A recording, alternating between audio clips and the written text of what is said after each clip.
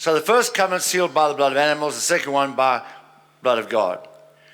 So now the New Testament, the second covenant is between God and Jesus, sealed with God's own blood. When Abraham ate the covenant meal with Melchizedek and tithed, that was all types and shadows of Jesus, our covenant sacrifice, who would die for our salvation. In a few minutes, I'll tell you exactly who Melchizedek was. I'll show you in the Bible. In eating this covenant meal, Abraham represented the human race, and Melchizedek represented God. Abraham bringing his tithe to Melchizedek is a symbol of his willingness to partake in a covenant with God. When Abraham gives his tithe, he is giving his life. When I give my tithe to God, I'm giving 10% of all I am and all I can do to earn money.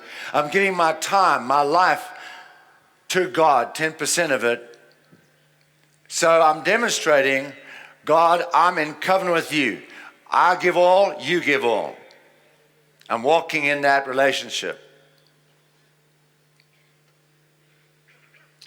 In eating this covenant meal with Melchizedek, Abraham represented the human race. Abraham bringing his tithe to Melchizedek is a symbol of his willingness to partake of this covenant. And eating the covenant meal, this represents the life of Jesus. That covenant meal represents the life of Jesus to be sacrificed. Jesus said, this is my body, sacrificed for you. So when they ate the covenant meal, hundreds of years before the cross, that was remembering what's going to happen in the future, where Christ will give his life to enter this covenant with man.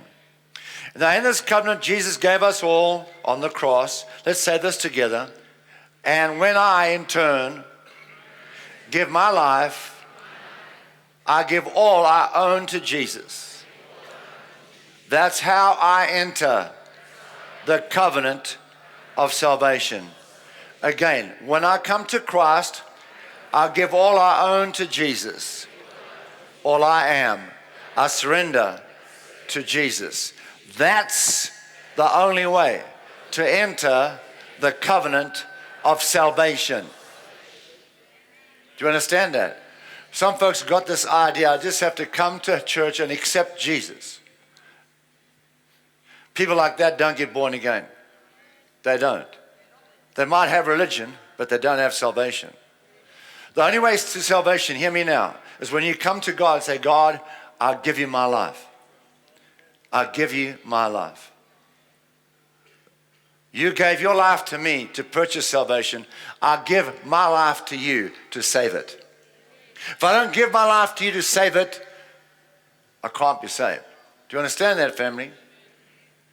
There's only one Lord. Jesus must be Lord of my life, not me. I have to change lordships. I'm running my own life until I come to Jesus. I say, Jesus, done now. I'll give you my life. You are my Lord. You run my life. There's a big difference between salvation and religion. Are you tracking me, church? Okay, this is very important. That is, at least. Now let's have a look at the New Testament. This is after death and burial and resurrection of Jesus, right?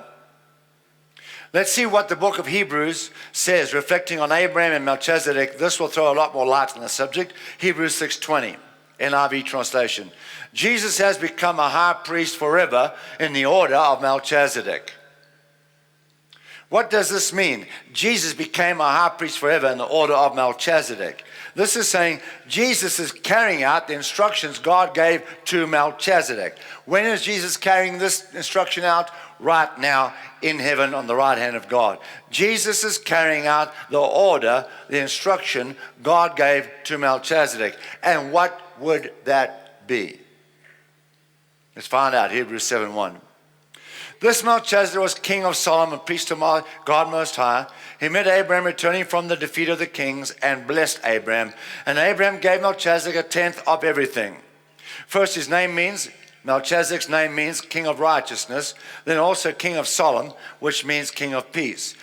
Melchizedek is without father or mother. He has no father or mother. Without genealogy, he has no descendants. Without beginning of days or end of life. There's no record of his birth, no record of his death. He was never born, he never died.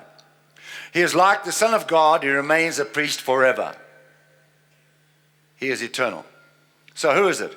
It is Christ. Melchizedek is Christ, who came to the earth hundreds of years before he was born in a manger, in order to enter a covenant with Abraham to bring salvation to the human race. Thank you for watching Dr. Theo's YouTube channel. We will continue to offer encouraging and life-changing highlights from Dr. Theo's past, present, and future series and messages. Please take the time to like and share the videos. And most importantly, don't forget to subscribe to the channel.